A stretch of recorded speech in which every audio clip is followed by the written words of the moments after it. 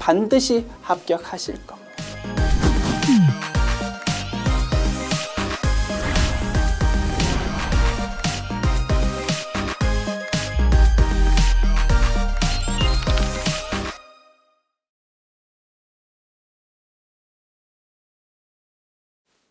안녕하세요. 전산세무 2급 제104회 기출문제 실기편 보겠습니다. 회사 이름은 주식회사 이천산업입니다. 출발합시다. 문제 1번 일반 전표 입력 메뉴 문제입니다. 1번 문항 3월 10일 전기에 회수 불능 채권으로 대손 처리했던 외상 매출금 거래처 입력 생략이랍니다. 600만 원 중 절반을 현금으로 회수했다. 단 부가가치세법상 대손세 공제는 적용하지 않는다라고 되어 있네요. 작년도에 돈 못 받는 줄 알고 대손 확정 분기했었는데 생각지도 않게 돈이 회수가 되었다 이겁니다. 회계처리 차변에 돈 들어오는 거 적습니다. 현금 600만 원 중 절반? 그러면 300만 원이겠네? 대변 어떻게 해요? 대손 충당금으로 회계 처리하자고 했습니다.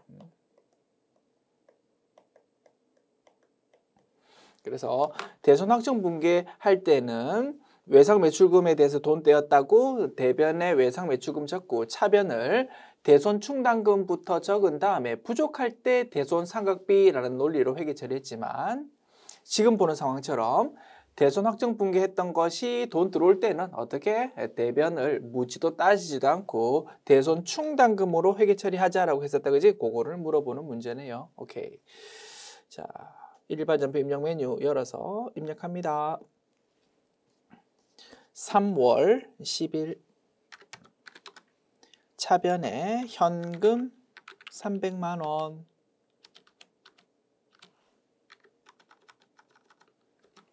대변에 대손 충당금인데 외상 매출금에 대한 대손 충당금이다. 그지요? 109번 코드 이걸로 입력하면 되겠습니다. 2번 문항 3월 15일 코스닥 상장 주식인 주식회사 에코전자의 주식 500주를 단기 보유 목적으로 주당 10,000원에 매입하고 대금은 수수료 5만 원과 함께 보통예금 계좌에서 이체했다. 단 수수료는 영업의 비용으로 처리할 것. 매우 자주 물어보는 주제다. 그지요? 자산 취득 과정에서 수수료, 재세금, 운송비가 생기면 취득 부대 비용으로 보아서 자산 회계 처리하는 게 원칙인데 딱 하나 예외. 지금 보는 단기 매매 증권 구입할 때 생기는 수수료만은 별도 비용으로 처리한다 이겁니다. 워낙 예외적이다 보니까 시험에서 자주 물어본다. 자, 주식을 단기 보유 목적으로 구입했다. 단기 매매 증권으로 회계 처리합니다. 차변 단기 매매 증권이라는 자산 증가 회계 처리하고요. 금액은 only 주식 금액만 계산합니다. 500주 곱하기 10,000원, 500만 원이다. 그지? 그것만 자산 처리하고 수수료는 영업의 비용이 수수료 비용으로 별도 처리한다. 됐습니다. 입력합니다. 3월 15일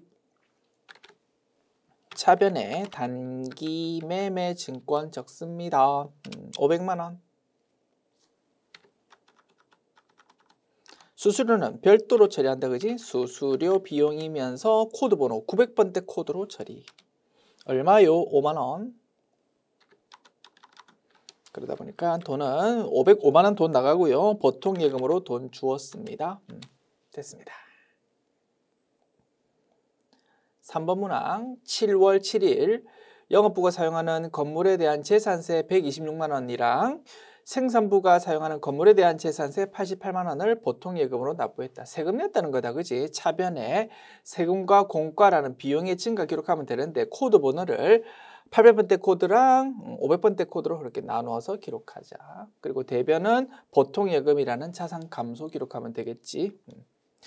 자, 7월 7일입니다. 차변에 세금과 공과인데 800번대 코드의 세금과 공과 얼마요? 126만 원. 그리고 차변에 세금과 공과인데 이번에는 500번대 코드 88만 원. 대변에 돈이 보통예금으로 나갑니다. 됐습니다. 4번 문항 7월 16일 세무교육 전문가인 한 세법씨를 초빙하여 생산부 직원들을 대상으로 연말정산 교육을 실시하고 그 대가로 한 세법씨에게 100만 원 중 원천징수세액 33,000원을 제외한 금액을 보통예금으로 쏘아주었다. 단 교육훈련비 계정 과목으로 처리할 것. 됐지요? 강사료 지급하는 과정에서 33,000원을 원천징수했다 이겁니다. 원천징수한 부분은 우리 회사가 먹는 거 아닙니다. 그 강사님 대신해서 우리가 납부해야 되는 세금이거든요. 예수금이라는 부채로 기록합니다. 됐습니다. 입력합시다.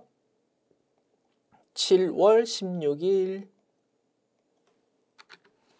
차변에 교육훈련비라는 비용 증가 기록하되 코드 번호는요.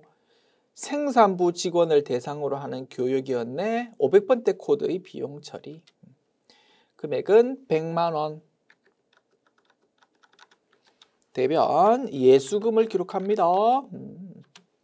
33,000원. 나머지를 돈 쏘아줍니다. 보통예금. 됐습니다. 5번 문항 8월 31일 정기예금의 만기가 도래해서 원금 1,000만 원이랑 정기예금 이자 소득이 40만 원인데 그에 대해서 원천징수가 616,000원만큼 이렇게 원천징수되었습니다. 원천징수세액을 제외한 나머지가 보통예금 계좌로 입금되었다. 원천징수세액은 자산 항목으로 처리하십시오. 나중에 내야 될 법인세를 원천징수 과정을 통해서 돈 미리 내는 거다, 그지? 그래서 그 부분은 선납세금이라는 자산으로 처리합니다. 자, 뭐 어렵진 않지만 적어봅니다. 정기예금이 이제 없어지는 겁니다. 대변에 정기예금이라는 자산 감소. 원금 1,000만 원이다, 그지? 이자도 받습니다. 이자 수익이라는 수익 증가 얼마? 40만 원. 그래서 1,040만 원 돈 받고 싶었습니다. 그런데 이자 40만 원에 대해서 일부 금액이 원천징수되었다 이겁니다. 그 부분 선납세금으로 기록합니다. 61600 됐지요. 그래서 1,040만 원 중에서 61600 차감된 금액이 이제 돈 들어옵니다. 보통예금. 됐습니다. 뭐 금액은 자동으로 입력되겠지요. 자, 입력합시다. 8월 31일 대변에 정기예금이라는 자산 감소 1,000만 원. 대변에 이자 수익이라는 수익 증가 40만 원. 차변에 선납세금이라는 자산 증가 61600. 나머지가 이제 돈 들어옵니다. 보통예금. 됐습니다.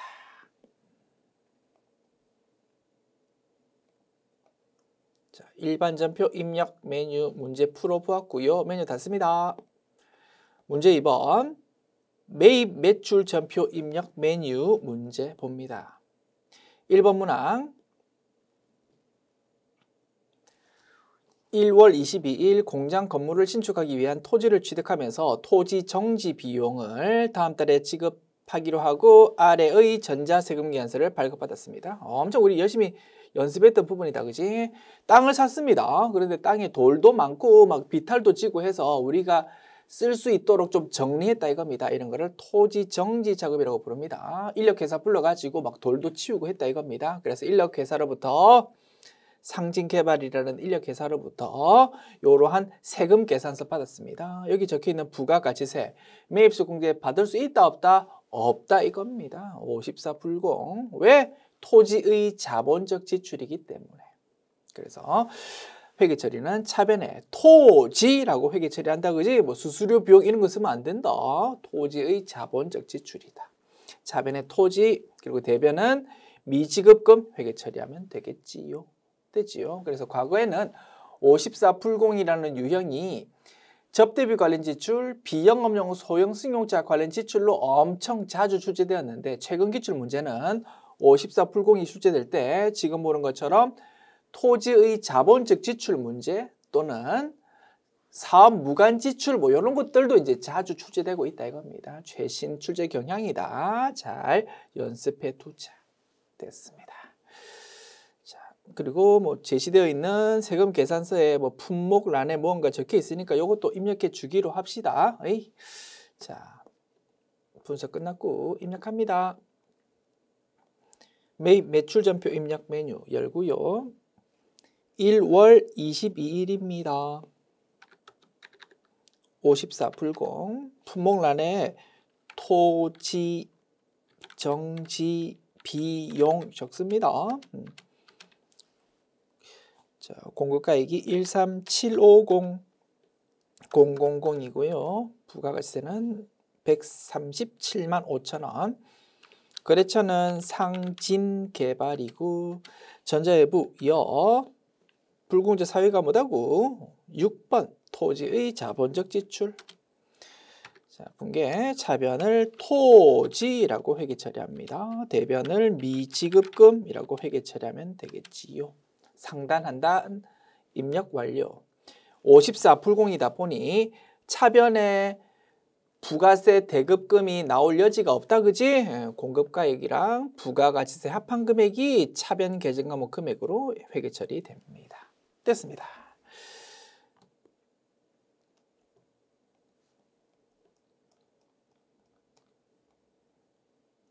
2번 문항 1월 31일 레고 문구 일반 과세자에서 영업부가 사용할 문구류를 현금으로 매입하고 아래의 현금 영수증을 받았습니다. 단 문구류는 소모품비라는 비용 계정으로 회계 처리하랍니다. 현금 영수증 받았고요. 거기 적혀있는 부가가치세 매입소공제 받을 수 있다. 그지? 따라서 이 내용 부가가치세 신고서에 반영돼야 되고 매입 매출 전표 입력 메뉴에 입력하는 거 맞다 이겁니다. 유형은 매입이면서 현과 60일을 유형으로 적습니다. 회계처리 차변에 소모품비라는 비용 증가, 대변에 현금 적으면 되겠지요. 그리고 비용 계정과목 코드 번호는 영업부니까 800번대 코드 적으면 되겠습니다. 분석 끝났습니다. 날짜 1월 31일, 유형은 60일 현과 자, 현금 영수증 거래이므로 공급가액란에 부가가치세 포함되어 있는 165000 타이핑하고 엔터키 치면 됩니다. 엔터키 치면 물건값과 부가가치세가 자동으로 싹 갈라지는 기능이 있다. 그지? 문방구 이름이 어디입니까? 레고 문구. 자, 분계 차변에 소모품 B 계정 과목이고요. 코드 번호 800번대 코드다. 그지? 대변은 돈을 현금으로 현금으로 지급했습니다. 오케이. 상단 하단 입력 완료. 3번 문항 2월 28일 정상적인 구매 확인서에 의해서 주식회사 안건으로부터 원재료 3천만 원을 매입하고 영세율 전자세금 계산서를 받았다. 대금은 보통예금으로 지급했답니다. 유형 52 영세가 되겠고 회계처리 차변의 원재료 대변 보통예금 적으면 되겠습니다. 2월 28일 52 영세 공급가액이 3천만 원. 거래처는 주식회사 안건. 전자외부 분계 차변의 원재료 맞고 대변에 보통예금 이렇게 하면 상단 하단 입력 완료. 4번 문항 3월 10일 사업자가 아닌 김명진 거래처 입력하십시오. 이 사람한테 제품을 판매하고 판매대금 132만 원 부가가치세 포함을 보통예금으로 돈받았습니다. 단 간이 영수증을 발행했답니다. 부가가치세 포함되어 있는 과세 대상 물건을 팔면서 간이 영수증 발행했답니다. 세법 입장에서는 아무것도 증빙 발행 안 한 거다, 그지? 그래서 유형은 14건별 되겠고요. 회계처리, 대변의 제품 매출, 차변의 보통예금 처금은 되겠습니다. 3월 10일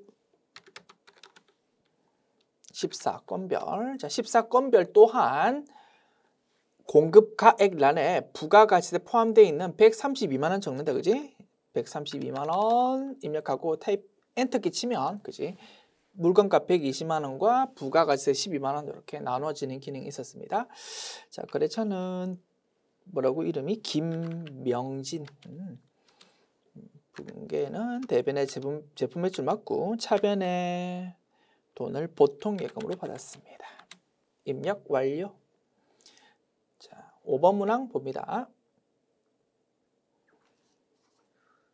3월 16일 영업부는 거래처 접대용 근조 화환을 주문하고 다음의 전자계산서를 발급받았다. 이것 또한 우리 엄청 열심히 공부했던 부분이다, 그지? 우리가 과세사업자인데 과세사업 하다 보면 가끔은 지금 보는 것처럼 면세 물건 구입할 수 있다 이겁니다. 화환, 먹지는 못하지만 국내 생산 농축수 임산물이다, 그지? 그거는 면세가 적용됩니다. 따라서 꽃집에서는 우리한테 세금 계산서가 아니라 지금 보는 것처럼 계산서를 발급해 줍니다. 유형 53 면세가 되겠다. 그 꽃을 어떻게 썼습니까? 거래처 접대로 썼습니다. 회계처리는 차변의 접대비, 대변의 돈을 어떻게 줬는지는 하단부에 나와 있겠지. 외상이랍니다. 대변의 미지급금 이렇게 회계처리하면 되겠습니다. 됐죠? 회계처리에서 차변이 접대비 계정 과목이다. 접대비 계정 과목 나오면 아무 생각 없이 54 불공으로 접근한다. 그럼 절대 안 된다, 그지? 아무 생각 없이 접근한 게 아니고 유형란은 철저하게 이 내용이 부가가치세 신고서에 어떻게 반영되어야 되지를 생각해서 판단한다고 했습니다. 그래서 이런 문제 엄청 자주 출제된다. 접대비 계정 과목이라고 해서 아무 생각 없이 54 불공으로 입력하는 분이 엄청 많다는 것을 출제원이 엄청 잘 알고 있다 이겁니다. 다시 한번 잘 개념 잡아 주십시오. 54 불공이라는 유형은 어떨 때 입력할 수 있습니까? 두 가지 조건 모두 충족해야 됩니다. 먼저 10% 부가가치세 적혀있는 세금 계산서 받아야 됩니다. and 거기 적혀있는 부가가치세를 매입세액공제, 부공제 받아야 된다 이겁니다. 이 두 가지 조건 모두 충족해야 되는데 첫 번째 요건에서 탈락이다 이겁니다. 지금 보는 상황은 부가가치세 적혀있는 세금 계산서 받은 거 아니다, 그지? 54 불공은 될 수가 없는 겁니다. 됐습니다. 자, 열심히 분석했고 그 다음에 계산서도 세금 계산서와 마찬가지로 전자가 있고 종이가 있습니다. 전자라고 명시되어 있습니다. 전자 여부 여라고 정확하게 체크해주고 품목란에 무언가 기재되어 있다, 그지? 입력해 줍시다. 수량도 뭐 한 개 이렇게 기재해주고 단가도 기재해 줍시다. 됐습니다. 그리고 뭐 상대방 꽃집 이름은 뭐 제1화원이다, 그지? 입력 시작합니다. 3월 16일 53 면세고요. 근조화환 1 9만 원 됐습니다. 꽃집 이름이 제1화원 전자예부 여 분계 차변의 접대비이고 자, 코드 번호는 뭡니까? 영업팀에서 돈 썼네. 800번대 코드. 대변에 미지급금 그렇게 회계 처리하면 되겠네. 상단 하단 입력 완료. 자, 지금까지 메인 매출 전표 입력 메뉴 문제 풀었고요. 메뉴 닫습니다. 문제 3번 부가가치세 신고서 작성입니다. 1번 문항 다음 자료를 이용해서 2기 예정신고 기간의 7월부터 9월 신용카드 매출전표 등 수령 명세서를 작성하세요. 사업용 신용카드는 신한카드고요. 카드 번호는 이렇습니다. 현금 지출의 경우 사업자 등록번호를 기재한 지출증빙용 현금 영수증을 수령했다. 단 상대 거래처는 일반 과세자라고 가정하고 매입 매출 전표 입력은 생략하고 서식만 그냥 작성해 달라고 했습니다. 자주 출제되는 유형이다, 그지? 자, 우리 복습합시다. 우리 회사 이름으로 신용카드 매출 전표 또는 현금 영수증을 발급받았다고요? 무조건 매입소공제 받을 수 있는 거 아니다, 그지? 매입소공제 받지 못하는 경우가 몇 개 있었다 이겁니다. 3가지 경우가 있었다. 그런 거를 추려내야 됩니다. 첫 번째, 상대방 거래처가 세금 계산서 발급할 수 없는 간이 과세자일 때 매입소공제 못 받는다, 그지? 추려내야 됩니다. 세금 계산서 발급 못하는 간이 과세자는 어떤 사람입니까? 간이 과세자 중에서 신규 사업자이거나 또는 직전 연도 공급 대가가 4,800만 원 미만인 간이 과세자입니다. 됐죠? 첫 번째 케이스. 두 번째 추려내야 될 상황. 상대방 거래처가 세금 계산서 발급 못하는 사람일 수 있다, 그지? 다군 업종들. 대표적인 것이 전세버스를 제외한 여객 운송업 또는 입장권 발행 사업, 모기미 형제들 이런 업종이 다군 사업자였다, 그지? 그런 사람들이라면 매입소공제 받지 못하니까 추려내야 됩니다. 세 번째, 그 지출 성격이 매입세 불공제일 수 있다, 그지? 접대비 관련 지출이라든지 비영업용 소형 수용자 관련 지출 이런 것들은 매입소공제 못 받는다, 그지? 그거 추려내야 됩니다. 이렇게 매입소공제 받지 못하는 게 있다면 3가지 추려내야 되고, 추려내야 될 거 한 가지 더 있었다, 그지? 뭡니까? 경우에 따라서 하나의 거래에 대해서 세금 계산서도 받고 신용카드 매출전표도 받는 경우가 있다, 그지? 그때는 철저하게 세금 계산서가 우선되니까 그때는 세금 계산서 받은 걸로 서식 작성되니까 요 서식에는, 그지? 신용카드 매출전표 등 수령명세서 요 서식에는 들어가면 안 된다 이겁니다. 그것도 추려내야 된다. 이렇게 해서 토탈 추려내야 되는 케이스 4가지를 정리했었습니다. 기억나십니까? 그 지식 가지고 문제 푸는 겁니다. 자, 4가지 추려내야 되는데 문제 자료에서 상대방 거래처는 간이 과세자 아니고 일반 과세자라고 명시했습니다. 그러면 간이 과세자는 신경 쓸 필요 없습니다. 그 다음에 자료 내용 4가지 나와 있는데 4가지 중에서 세금 계산서랑 신용카드 매출전표 등이랑 같이 받았다라는 언급 전혀 없습니다. 그래서 그것도 무시해도 되고 신경 써야 될 거는 2가지밖에 없습니다. 그 지출 성격이 매입세 불공제인지 따져봐야 되고요. 상대방 거래처가 다군 업종이 아닌지 그거 따져보면 되겠습니다. 됐죠? 2가지 신경 쓰면서 추려냅시다.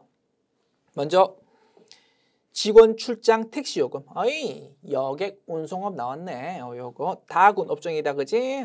세금 계산서 발급 못하는 업종이니까 요거 추려내야 된다. 됐죠? 자, 낙서 지우고 다시 체크 시작합니다. 첫 번째 케이스는 안 돼요. 두 번째, 사무실 복합기 토너 구입. 이거는 걸리는 거 없다, 그지? 세 번째, 직원용 음료수 구입. 이것도 걸리는 거 없습니다. 오케이, 입력하면 되고. 네 번째, 직원 야휴의 놀이공원 입장권 구입, 입장권 발행 사업. 이것도 다군에 해당한다, 그지? 이거 추려내야 됩니다. 그래서 토탈 4가지 중에서 2가지만 입력해야 된다가 결론입니다. 할만하지요? 자, 입력합니다. 부가가치 모듈 클릭하고요. 서식 엽니다. 신용카드 매출전표 등 수령 명세서 클릭. 기간은 7월부터 9월입니다.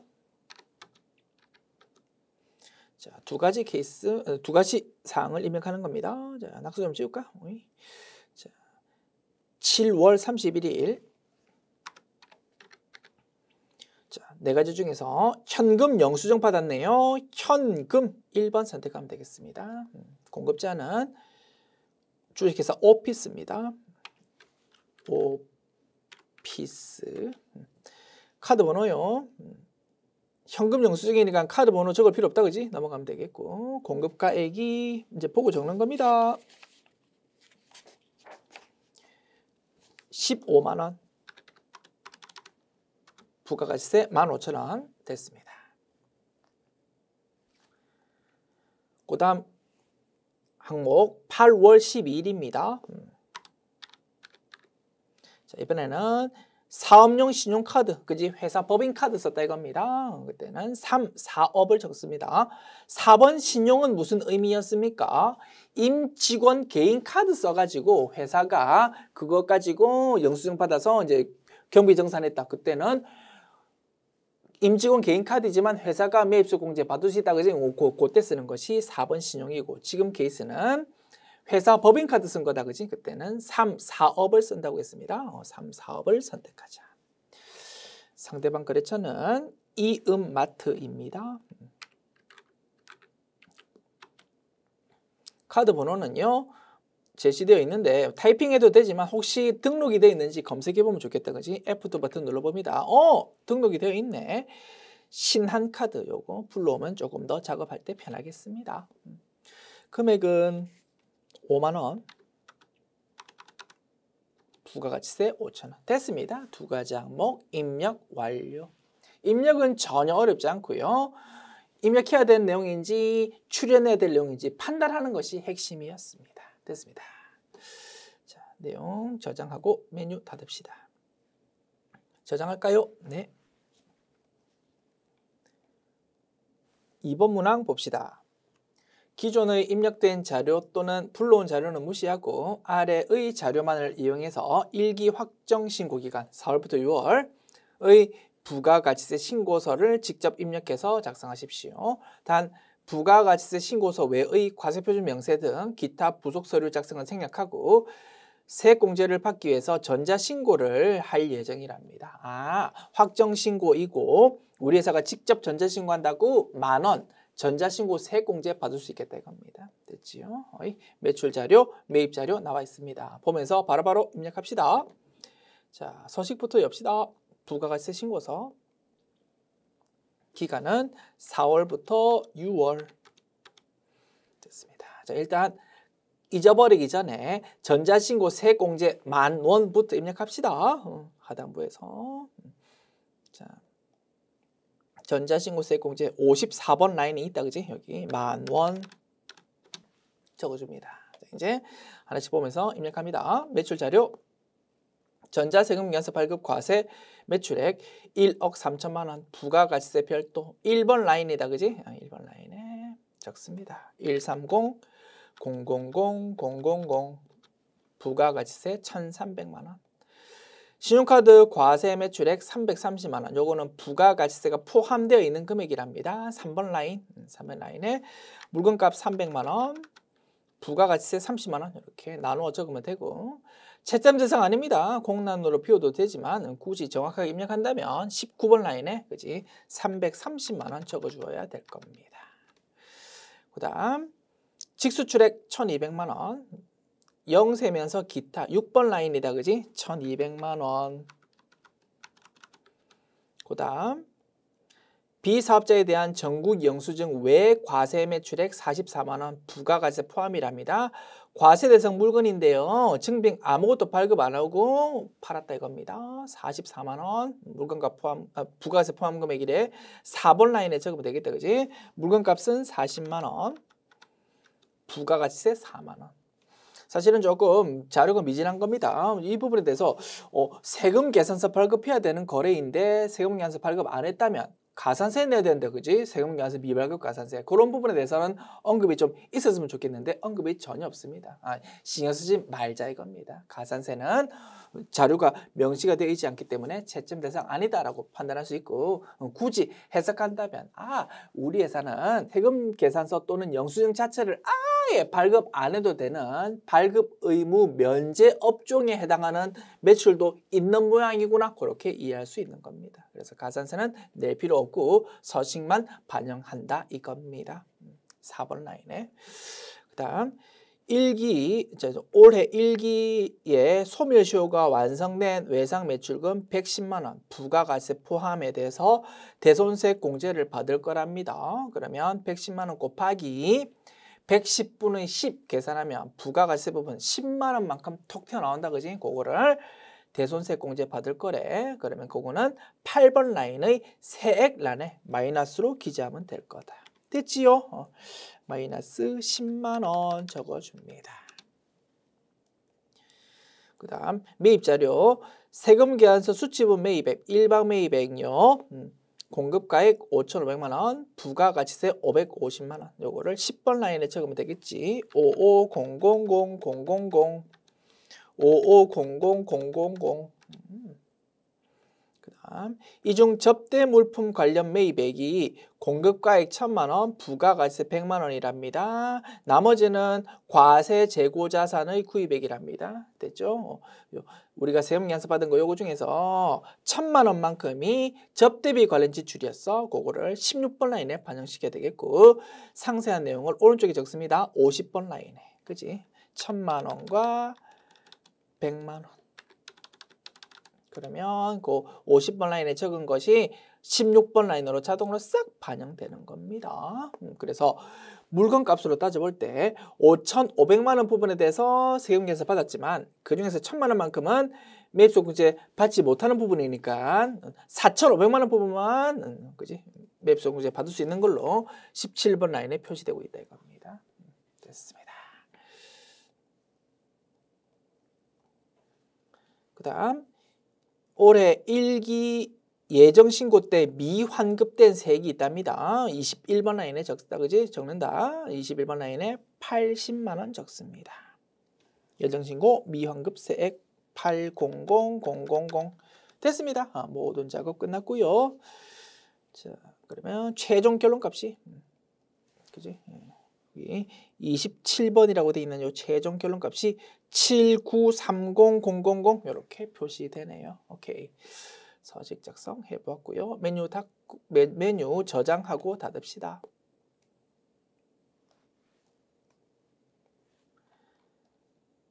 3번 문항 다음 자료를 이용해서 2기 확정신고 기간의 부가가세 신고서 및 관련 부속 서류를 전자신고하십시오. 뭐 별것도 아닌데 매번마다 출제되고 있네요. 뭐 이 점 후딱후딱 따먹읍시다. 자, 전자신고하는 거 순서 마감하고요, 제작하고요, 제출하면 될 겁니다. 자, 순서대로 진행합니다. 먼저 마감합시다. 부가세 신고서 메뉴 열어서 기간 입력합니다. 10월부터 12월. 아하, 마감이 되어 있네. 참고로 어떤 메뉴들이 마감이 되어 있는지 궁금하다면 이렇게 확인할 수 있습니다. 상단에 있는 마감 취소를 클릭해 봅니다. 보조창이 나타납니다. 이러한 4가지 메뉴가 하나의 세트로 마감이 딱 되어 있구나. 요 4가지 메뉴를 전자신고 할 거구나. 그 내용 확인할 수 있습니다. 참고로 보조창 확인해 봤고요. 자, 그러면 이제 요 부가세 신고서는 확인했으니까 메뉴 닫으시면 되겠습니다. 자, 그다음 두 번째 작업. 어이구, 낙서도 지워버렸네. 자, 낙서. 자, 낙서 다시 살립시다. 자, 그지? 이제 마감은 확인했고 이제 제작하면 됩니다. 자, 제작 들어간다. 부가가치 모듈 화면에서 아래쪽에 전자신고라고 있다, 그지? 클릭합니다. 자, 기간 10월부터 12월. 자, 조금 전에 확인했던 그 4가지 세트가 4가지 메뉴가 하나의 세트로 되어 있는 거 보입니다. 요거에 대해서 이제 제작하면 되겠다, 그지? 뭐 위에 있는 제작 버튼 클릭합니다. 자, 제작 버튼 클릭하기 전에 신고인 구분이 있는데요. 2번이 납세자 자진 신고입니다. 자, 구분란을 뭘로 하라고요? 구분은 납세자 자진 신고로 선택하십시오라고 되어 있다, 그지? 2번으로 기본 세팅값이 되어 있으니까 그냥 그대로 놔두고 제작 버튼 클릭하면 됩니다. 참고로 세무 대리인 신고는 무슨 의미라고 했습니까? 우리 회사 부가가치세 신고서를 세무사 사무실에 맡기는 경우도 있잖아, 그지? 그러면 세무사 사무실에서 전자신고할 거라고. 그때는 세무사 사무실에서 1번 세무 대리인 신고 그거를 선택해서 제출할 거라고, 그지? 그때 쓰는 거고, 지금은 우리 회사가 직접 전자신고하는 거라고. 그때는 2번 납세자 자진 신고를 선택하는 거다. 자, 제작 버튼 누릅니다. 하나, 둘, 셋. 자, 비번을 누르라고 돼 있네. 자, 비번은 1, 2, 3, 4, 5, 6, 7, 8 요거를 비번으로 하랍니다. 1, 2, 3, 4, 5, 6, 7, 8 한 번 더 누릅니다. 1, 2, 3, 4, 5, 6, 7, 8 확인 버튼 누릅니다. 자, 그러면 제작이 완료됐습니다라는 안내가 나타난다, 그지? 확인 버튼 누르십니다. 자, 제작 끝났고요. 이제 제출하면 됩니다. 자, 이 상태에서도 제출할 수 있습니다. 위에 있는 홈택스 바로 가기, 그지? 요거 클릭하면 바로 이제 제출 화면으로 이동이 됩니다. 이렇게 해도 되고, 또는 요 메뉴 닫아버리고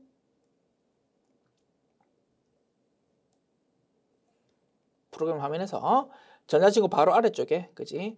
국세청 홈택스 전자신고 변환 교육용이라고 되어 있다, 그지? 요거를 클릭해도 됩니다. 클릭해 볼게요. 그러면 이제 홈택스에 접속했을 때의 화면이 나온다 이겁니다. 이제 이렇게 접속해서 제출하면 되겠다, 그지? 자, 낙서는 좀 지울게요. 제출을 하면 되고, 자, 실무라면 어떻게 하겠습니까? 이제 우리 회사 공인인증서를 컴퓨터에 꼽아가지고, 그지? 공인인증한 다음에 로그인 할 겁니다. 그런데 우리 시험이다 보니까 그렇게 작업하는 게 어렵다, 그지? 그러다 보니까 이 화면에서 닫기 버튼 클릭해 버립니다. 그러면 이제 로그인 하고 나서의 화면이 이제 나타난다 이겁니다. 됐죠? 이제 저 국세청 사이트에 우리가 열심히 제작한 그 파일을 제출하면 되는데요. 그 제출하는 순서는 이렇게 나와 있습니다. 안내가. 됐죠? 이 순서로 작업할 겁니다. 먼저 찾아보기 버튼 클릭하랍니다. 그래서 내 컴퓨터에 있는 전자신고 제작한 파일 있잖아. 그거를 요 인터넷 사이트로 업로드 할 거다 이겁니다. 그거 먼저 하고 나서 형식 검증 뭐 어쩌고 저쩌고 이렇게 작업을 쭉 진행하면 되겠다. 먼저 찾아보기 버튼 클릭해서 업로드 시킵시다. 업로드. 자, 찾아보기 버튼 클릭하면 내 컴퓨터에서 이제 어떻게 찾을 건지에 대한 이 보조창이 나타난다, 그지? 그 위치는 문제 자료에 나와 있습니다. 전자파일 저장 경로는 로컬 디스크 C 드라이브에서 파일명은 ENC 작성 연월일 어쩌고 저쩌고 이렇게 돼 있는 파일이랍니다. C 드라이브가 나와 있다, 그지? C 드라이브에서 맨 아래쪽에 ENC 어쩌고 저쩌고 하는 파일이 보인다, 그지? 이거를 선택해서 열기 버튼 클릭합니다. 그러면 그 파일이 업로드 딱 됐습니다. 이제 제출하면 되겠지. 아래쪽에 순서가 다시 나와 있습니다. 형식을 검증하랍니다. 클릭합니다. B번을 누르래요. 1, 2, 3, 4, 5, 6, 7, 8이었지? 자, 확인 버튼 누르면 형식 검증 진행이 됐고요. 그 다음에 형식 검증 결과 확인 클릭합니다. 형식 검증 해보니까 오류가 하나도 없습니다. 통과. 자, 이제 내용 검증하기 클릭합니다. 그 다음 내용 검증 결과 확인 클릭합니다. 내용 검증해보니까 오류가 하나도 없습니다. 통과. 이제 파일 제출하면 됩니다. 전자파일 제출. 자, 우리가 제출할 파일이 딱 표시가 되고요. 전자파일 제출하기 클릭합니다. 정상 변환된 신고서를 제출합니다. 확인. 그러면 잘 제출됐습니다. 라는 안내가 나타난다, 그지? 어이, 됐습니다. 보조창 닫아버리고요. 메뉴 닫읍시다. 자, 문제 4번 결산 봅니다. 1번 문항 1년간의 임대료 올해 10월 1일부터 내년 9월 30일까지 2,400만 원을 일시 수령하고 전액 영업의 수익으로 회계 처리했습니다. 단 임대료의 기간 발부는 월할 계산하고요. 음수로 회계 처리하지 마십시오. 됐습니다. 1년치 임대료를 1년치 월세를 한꺼번에 받아놓고 그거를 전부 다 올해 수익으로 회계 처리했는데 사실은 내년분에 섞여 있다 이겁니다. 그러면 내년분에 대해서는 수익이 너무 크게 회계 처리되어 있으니까 차변에 임대료라는 수익의 감소를 기록해야 될 겁니다. 대변은 선수 수익이라는 부채의 증가를 회계 처리해야 될 거다. 됐죠? 금액은요. 내년분이 9달치입니다. 자, 2,400만 원이 12달치면 한 달이 얼마입니까? 2,400만 원 나누기 12 하면 한 달에 200만 원이거든요. 내년분이 1월부터 9월 9달치입니다. 1,800만 원만큼을 이렇게 회계 처리하면 되겠습니다. 됐지요? 수동 결산이네요. 일반 전표 입력 메뉴 열어서 회계관리 모듈 일반 전표 입력 메뉴 클릭해서 12월 31일로 입력합니다. 차변에 임대료라는 수익의 감소 1,800만 원. 대변에 선수 수익이라는 부채의 증가 1,800만 원. 입력 완료. 2번 문항 단기 대여금 중에는 단기 중 발생한 LPL사에 대한 외화 대여금 2,400만 원 발생일 기준환율이 달러당 1,200원이랍니다. 요게 포함되어 있다. 기말 현재 기준환율은 달러당 1,300원이랍니다. 환율이 오르는 바람에 자산이 증가하는 효과가 생긴다. 그지? 우리 회사 입장에서는 기분 좋은 거다. 자산이 증가한 겁니다. 차변에 단기 대여금이라는 자산 증가 기록하면 되겠고, 거래처는 뭐 LPL사라고 적습니다. 그리고 대변은 외화 환산 이익이라는 수익 증가를 회계 처리하면 될 겁니다.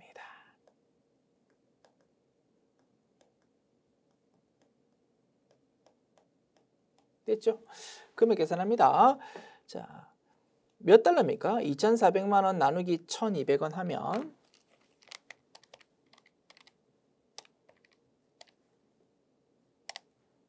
2만 달러다. 그지? 2만 달러에 대해서 외화 환산하는 건데요. 1달러당 100원씩 이익 보았습니다. 몇 달러라고? 2만 달러. 그러면 200만 원 계산된다. 그지요? 200만 원에 대해서 회계 처리하면 되겠습니다. 뭐 이렇게 분석해도 되고 또는 이렇게 적분해도 된다. 그지? 기말의 환산 금액이 얼마입니까? 2만 달러 곱하기 1,300원. 2,600만 원이 됐다. 그지? 그런데 올해 기말 환산하기 전 금액은 2,400만 원이었다. 그지? 그러다 보니까 200만 원만큼 자산이 늘어났습니다. 뭐 이렇게 접근하셔도 되고. 그지? 이렇게 접근하셔도 되고, 아니면 그냥 1달러당 얼마씩 이익 받는지 이렇게 접근해도 되고, 그지? 편한 대로 작업해서 200만 원 금액 발라내면 되겠습니다. 자, 입력합시다. 수동결산. 자, 차변에 단기 대여금, 거래처는 영어다. 그지? LPL사.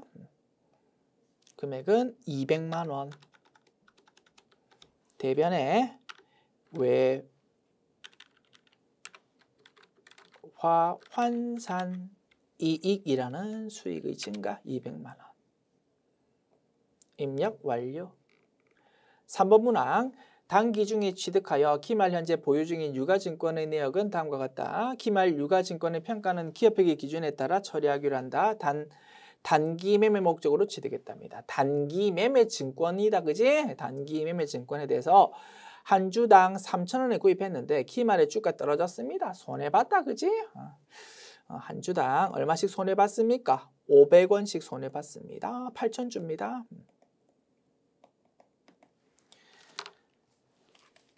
500 곱하기 8,000. 400만 원 손해봤다. 그지?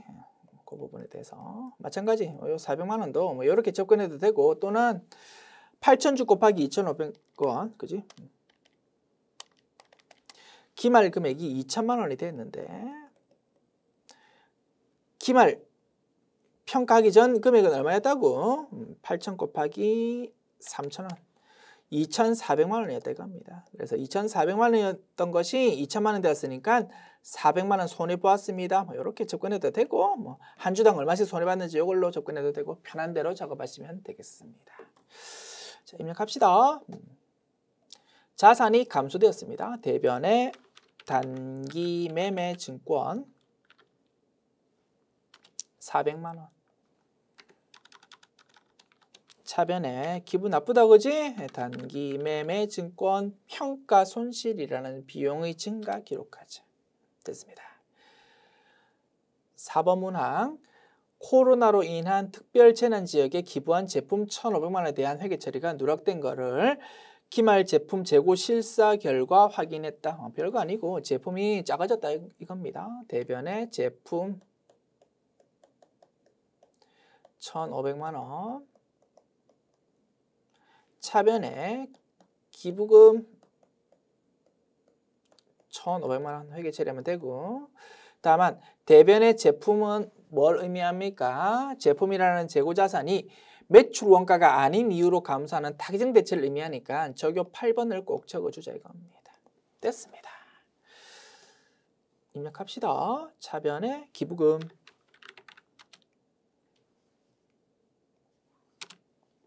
1,500만 원.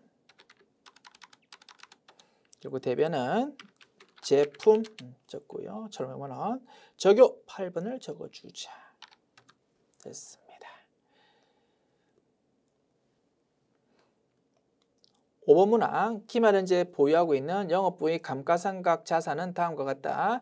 감가상비와 관련된 회계 처리를 하십시오. 단 제시된 자료 이외에 감가상각 자산은 없다고 가정하고 월할 상각하며 고정자산 등록은 생략하십시오. 됐죠? 감가상각비 회계 처리고 작년도 7월 1일에 취득했고 취득원가 5천만 원, 잔존가치 0원, 내용연수 5년이고 정액법입니다.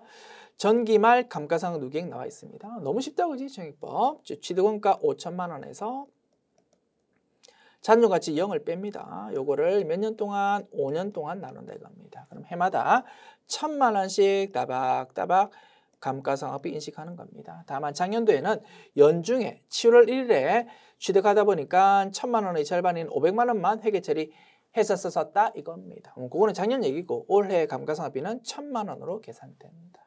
됐습니다. 영업부 감가상각비입니다. 800번대 코드로 회계 처리. 어떤 자산? 차량 운반구라는 유형자산에 대한 거.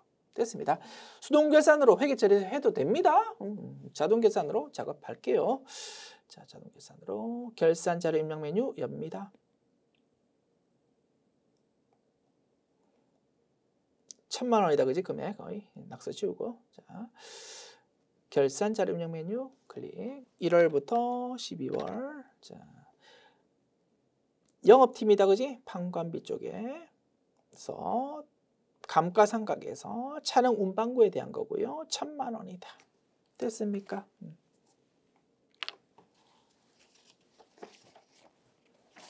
영업부고 차량 운반구다 그지? 오케이. 1,000만 원. 그리고 상단의 전표 추가 클릭하면 되겠습니다. 메뉴 닫고요. 일반 전표 입력 메뉴도 닫고요. 문제 5번 원천징수 보겠습니다. 1번 문항. 다음은 총무부 사원 강지후. 4번은 105번 부양가족 자료다. 부양가족은 생계를 같이 하고 있고 부양가족 공제는 요건이 충족되는 경우 모두 강지후 사원이 적용받기로 한다. 근로자 본인의 소득세가 최소화되도록 사원 등록 메뉴의 부양가족 명세를 작업하십시오. 단 기본공제 대상자가 아니라면 기본공제 부라고 체크하십시오. 됐죠? 사원 등록 메뉴에서 부양가족 명세 작업하는 겁니다. 메뉴입니다. 원천징수 모듈 사원 등록 클릭. 강지후 선택하고요. 부양가족 명세 탭 클릭합니다. 자, 하나씩 입력합니다. 자, 강지후 본인에 대해서 본인 남성이고 배우자 있는 상태입니다. 뭐 혈압이 아니고 뭐 한부모 공제 같은 거 없고 그지? 그다음에 장애인 공제, 뭐 경로 우대 공제 이런 거 해당 없습니다. 본인은 추가 공제 적용할 거 없다가 결론입니다. 자, 그다음 자. 정혜미 배우자 입력합니다. 배우자 정혜미 주민등록번호가 7510-102845-212. 자, 배우자 퇴직 소득 금액이 200만 원이 있네. 소득 금액 요건 따질 때는 종합소득 금액이랑 퇴직 소득 금액이랑 양도소득 금액 다 합해가지고 따진다, 그지? 100만 원 넘어버렸습니다. 소득금액 요건 추정 못하고요. 배우자에 대해서는 부라고 체크합니다. 그 다음 김미자, 본인의 모친. 그러면 본인의 소득자의 직계 존속이다, 그지? 1번 선택. 김미자 5502032346 자, 모친 일용 근로소득이 있습니다. 일용 근로소득은 분리과세되니까 소득금의 요건 따질 때는 소득 없는 걸로 본다, 그지? 소득금의 요건 충족합니다. 그 다음에 나요건 충족한다, 그지? 그러면 60세 이상 체크하면 되겠습니다. 그리고 강지민, 본인의 동생이네요. 형제 자매 6번 선택하면 되겠고요. 강지민 79 101021154222 자, 장애인입니다. 항시 치료를 요하는 중증 환자고요. 장애인이구나. 장애인이면 나요건 따지지 않는다, 그지? 형제 자매 나요건 추정 못하더라도 기본공제 대상자 될 수 있습니다. 다만 소득금의 요건 따져봐야 되는데 소득이 있네. 양도소득금액이 300만 원이랍니다. 아하, 소득금의 요건 추정 못하기 때문에 기본공제 대상자가 될 수 없다가 결론입니다. 그리고 기본공제 대상자가 되지 않기 때문에 장애인이라 하더라도 장애인 추가공제 같은 거 받을 수가 없다, 그지? 오케이. 그래서 동생에 대해서는 그지? 주민등록번호를 잘못 제가 입력했네. 다시 정신 차리고 입력할게요. 자, 강지민에 대해서 79 1010 21154222 됐습니다. 자, 그지? 그리고 기본 공제란을 그지? 부라고 체크해야 됩니다. 자, 그다음 강지율 자녀입니다. 4번. 강지율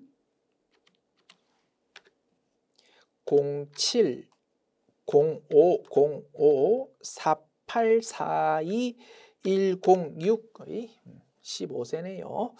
자, 원고가 당선되어서 받은 일시적인 원고료 100만 원이 있답니다. 이거 뭡니까? 기타 소득입니다. 기타 소득에 대해서 문예 창작 소득이다, 그지? 그거는 60% 필요 경비까지 인정됩니다. 그러면 100만 원, 그 받은 돈 자체가 100만 원, 딱 100만 원, 100만 원 이하지만 거기서 필요 경비까지 고려한다면 당연히 100만 원보다 작다 이겁니다.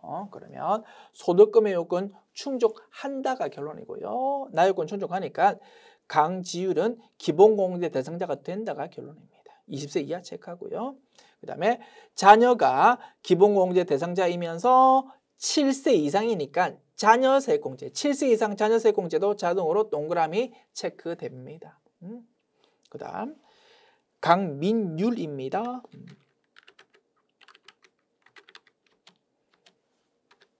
100705384572의 12세네요. 12세.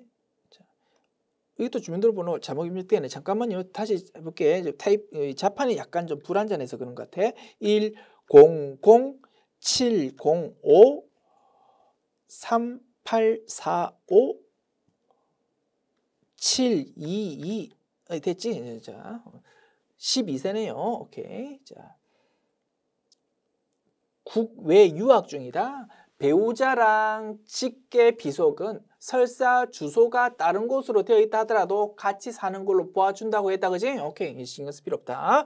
그 다음에 소득 없답니다. 오케이, 그러면 나요건, 소득금의 요건 모두 충족하니까 기본공제 대상자가 된다가 결론이고요. 마찬가지 자녀가 기본공제 대상자이면서 7세 이상이니까 7세 이상 자녀세 공제가 자동으로 동그라미 체크됩니다. 됐습니다. 이렇게 하면 부양가족 명세 탭 작업은 완료. 됐지요? 메뉴 닫습니다. 마지막 2번 문항 봅니다. 다음은 영업부 사원 한기홍 4번 103 세대주의 연말정산 관련 자료다. 근로자 본인의 소득세 부담이 최소화되도록 연말정산 추가 자료 입력 메뉴의 부양가족 탭 수정하고 연말정산 입력 탭과 의료비 지급 명세서 의료비는 부양가족 탭을 사용할 것을 입력하십시오 라고 되어 있습니다. 연말정산 추가 자료 입력 메뉴에서 부양가족 탭에 있는 인적 공제 사항을 수정하고 공제 대상 지출액을 연말정산 입력 탭에다가 입력하면 되고, 다만 의료비는 연말정산 입력 탭에 입력 못하도록 지금 업데이트가 돼 있다, 그지? 그러다 보니까 의료비는 부양가족 탭에다가 보조창 사용해서 입력하자 이겁니다. 자, 그러면 메뉴부터 엽시다. 연말정산 추가 자료 입력 메뉴 4번 란에 커서 위치시켜서 F2 키 눌러서 검색창 띄웁니다. 한기홍 불러오자. 짜라락 불러왔고요. 부양가족 탭부터 작업합시다. 자, 본인, 배우자, 부양가족에 대해서 주민등록번호까지는 입력이 되어 있습니다. 자, 이제 기본공제 되는지 추가 공제 되는지 그거를 판단합니다. 한기용 본인요, 남성이고 배우자가 있는 상황입니다. 한부모 공제 적용받을 거 없고 장애인, 경로우대 공제 적용받을 거 없습니다. 본인은 그냥 기본 공제만 입력하고 넘어가자. 그 다음 자, 추가 자료라는 것이 나와 있다, 그지? 추가 자료 보면서 인적 공제 판단합니다. 자, 배우자 이슬비 소득 없답니다. 오케이. 그러면 이슬비 배우자는 나요건 따질 필요 없다, 그지? 배우자에 대해서 소득 요건 따져봐야 되는데 소득이 없다고 해서 그러면 기본 공제 대상자가 맞습니다. 그러면 배우자 이렇게 선택하면 되겠고, 한기쁨 자녀인데요. 초등학생이고 소득 없답니다. 나요건 충족하고 소득금의 요건 충족하니까 20세 이하 선택하면 됩니다. 그리고 자녀가 기본공제 대상자이고 7세 이상이니까 7세 이상 자녀세 공제 자동으로 동그라미 표시됩니다.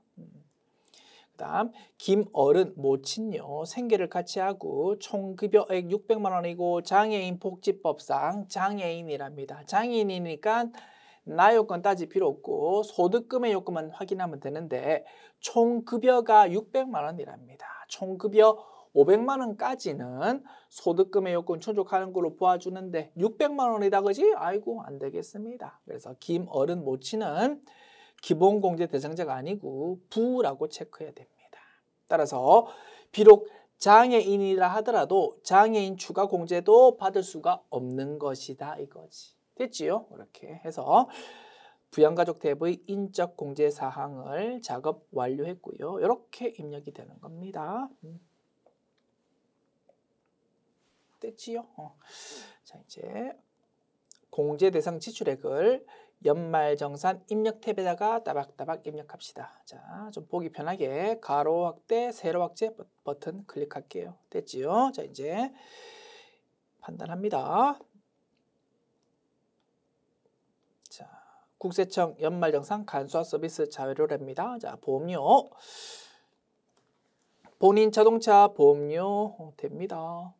배우자 저축성 보험은 안 된다, 그지? 저축성 보험이라서 안 되는 거다. 자, 자녀는 기본 공제 대상자 맞더라, 그지? 그 자녀에 대한 보장성 보험료 요거 됩니다. 그래서 75만 원, 15만 원 둘 다 되고 합하면 90만 원 되겠습니다. 90만 원 입력합니다.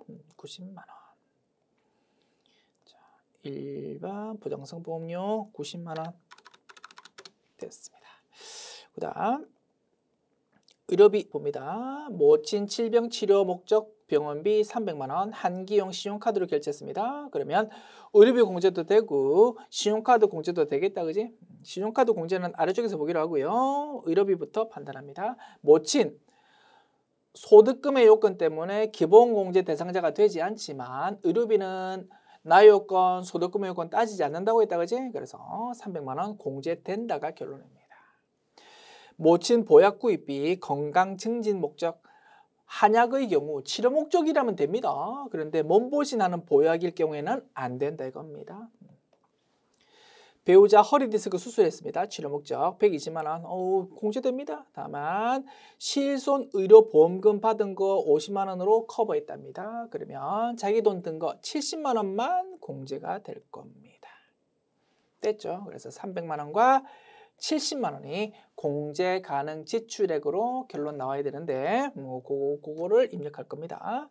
자, 지금 보는 연말정산 입력 탭의 의료비 여기다가 입력하고 싶은데 입력이 지금 안 되는 상태다 이겁니다. 그러면 할 수 없어.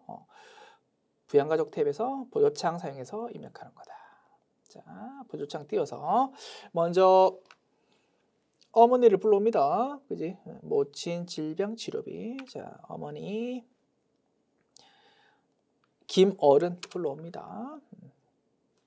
자, 의료증빙 코드 1 국세청장 적을까? 건수 채점 대상 아니고 넘어갑니다. 금액은 300만 원. 됐지요. 그리고 배우자 누구요? 배우자 이슬비. 그지? 국세청장. 금액 얼마요? 금액이 120만 원. 병원비 내는데 실손보험금 받은 것이 50만 원 있습니다. 이렇게 입력하고 확인 버튼 누릅니다. 그리고 연말정산 입력 탭에서 이제 확인합니다. 결과값 보조창에 이렇게 표시됩니다. 300만 원과 모친 의료비 300만 원. 그 다음에 배우자 허리 디스크 120만 원 돈 썼지만 50만 원 실손보험금 받은 거라서 70만 원이 공제 대상 지출액으로 결론값 나왔습니다. 300만 원, 70만 원. 420만 원에서 50만 원 빼면 370만 원 나온다. 그지? 그게 전부 그 밖의 공제 대상자로 표시됩니다. 됐지요? 다만 이 문제에 조금 까다로운 점이 한 개 있습니다. 출제하실 때 요 의도로 출제한 건 아닌데 그지? 결과론적으로 조금 꼬이게 된 겁니다. 자, 확인해 봅니다. 자, 모친의 경우 보십시다. 지금 설명하는 부분 약간 실수하고 감점돼도 괜찮습니다. 충분히 있을 수 있는 실수이고요. 조금 이왕이면 이제 정확하게 작업한다면 이제 이렇게 돌아간다 이겁니다. 자, 가벼운 마음으로 들어보십시오.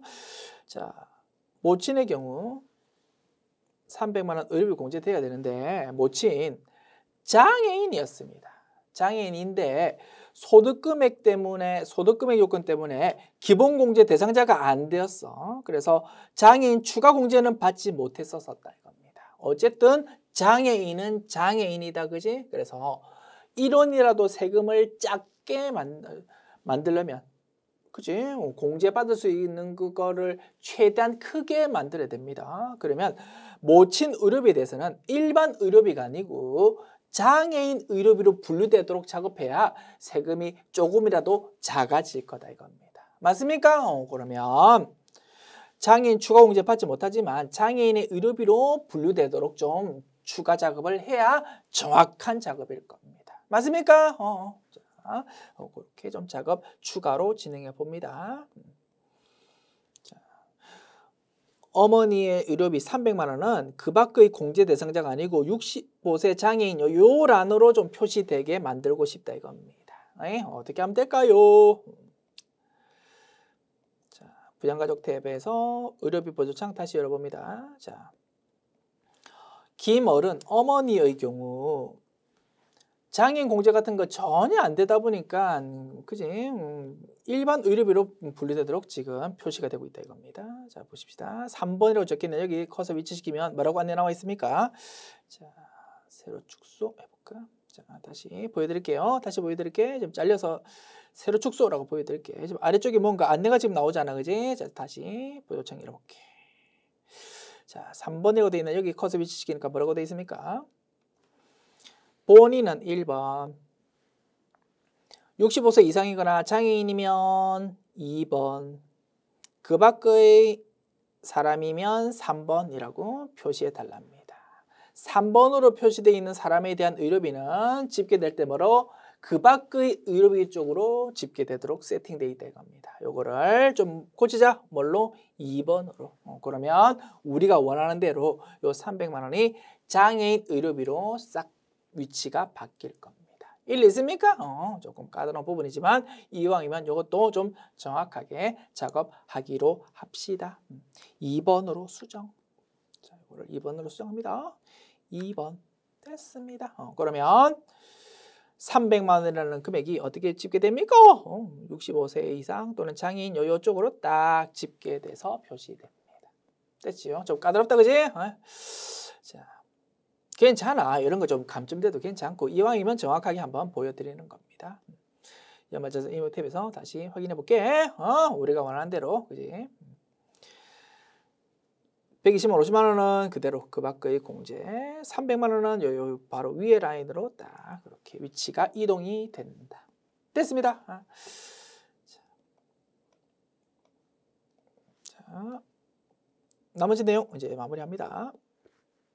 자, 교육비 이 부분도 출제 오류 때문에 모두 정답 인정되었습니다. 자, 자녀 초등학생인데 캐나다 현지 초등학교 교육법에 따른 학교에 해당하는 교육기관이랍니다. 요 수업료 2천만 원 있다라고 되어가지고 모두 정답 인정되었습니다. 우리 연말정산 미니북에서 정리했던 내용입니다. 국외 의료비의 경우 고등학교, 대학교까지는 노터치야. 전부 다 등록금 교육비 인정해 주는데 중학교, 초등학교 입학 전 요 경우에는 좀 까다로운 요건이 있었다 이겁니다. 부모랑 1년 이상 같이 있다던가 또는 교육청에서 인정해 주었다 이겁니다. 이 사람은 외국에서 좀 교육받을 만합니다. 뭐 그런 인정을 받는다든가 하는 특별한 요건이 충족될 때만 교육비 인정되었습니다.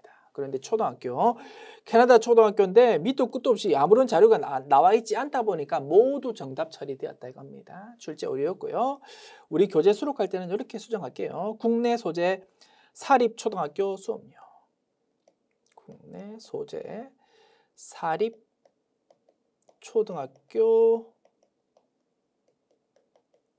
수업료. 이렇게 자료를 수정하겠습니다.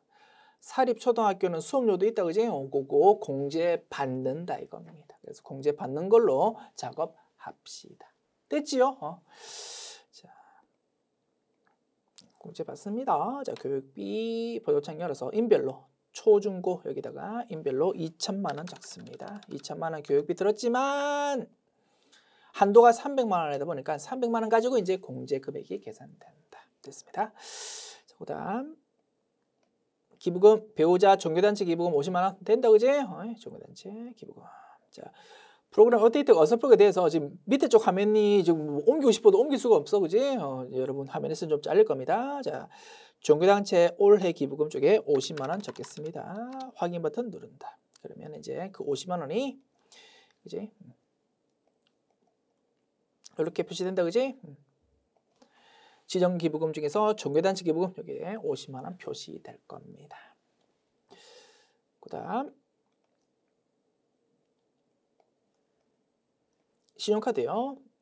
본인 신용카드 1,000만 원 썼는데 모친 병원비 300만 원 결제한 거 포함되어 있답니다. 알았다. 그다음에 대중교통 이용분 100만 원 포함되어 있답니다. 그럼 입력할 때 일반 신용카드에 900만 원 동그라미 6개로 표시해요. 그다음에 대중교통에 100만 원 이렇게 표시합니다. 그다음에 배우자 현금 영수증 400만 원 쓴 거요. 전통시장 50만 원 포함되어 있답니다. 그러면 일반 현금 영수증에 350만 원, 전통시장에 50만 원 이렇게 나누어서 적으면 되겠다, 그지?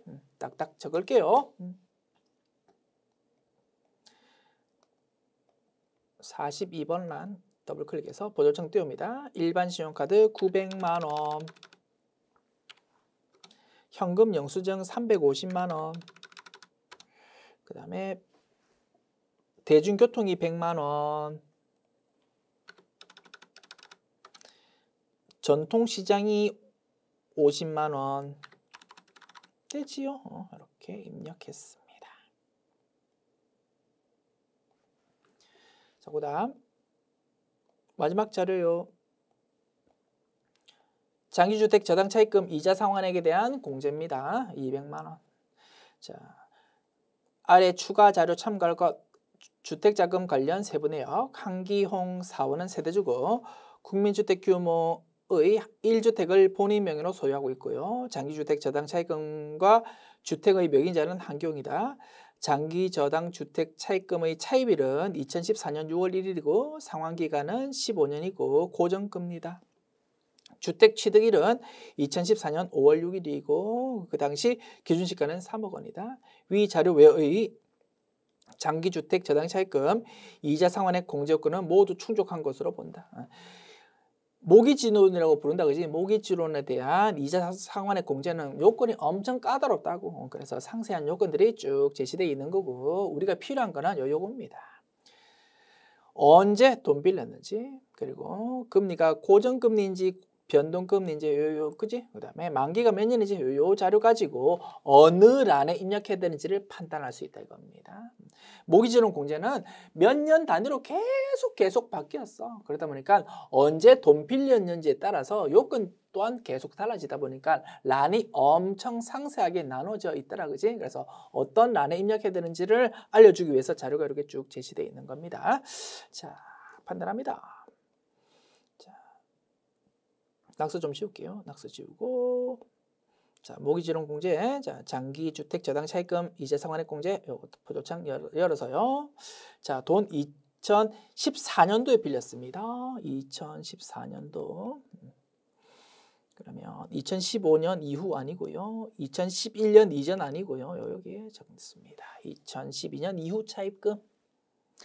란이 두 개입니다. 둘 중에 어디 적어야 되는지를 판단합니다. 리을은 고정금리이거나 또는 비거치 상환일 때 적는 거고 그 외일 때는 미음에다가 적습니다. 리을이냐 미음이냐를 판단해야 되는데 자, 자료 내용이 뭐라고? 고정금리다 라고 나와 있습니다. 고정금리라면 어디다가 리을 여기다가 적는다 이겁니다. 됐죠? 200만 원.